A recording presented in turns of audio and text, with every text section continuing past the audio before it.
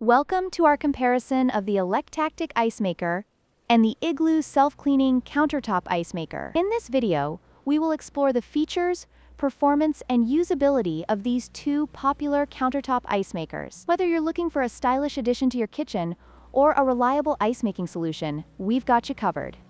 When it comes to price, the Electactic ice maker comes in at $199, making it a more expensive option compared to the Igloo self-cleaning countertop ice maker, which is priced at just $94.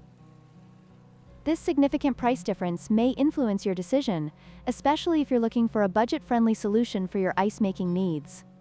In terms of ice production, the Igloo model excels, capable of producing up to 26 pounds of ice per day and delivering 8 pieces of ice every 7 to 8 minutes.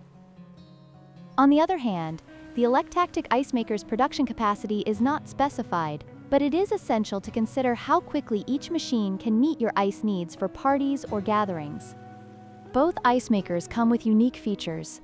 The Igloo self-cleaning countertop ice maker includes a self-cleaning function, making maintenance easier for users. In contrast, the Electactic ice maker offers basic features but lacks advanced functionalities.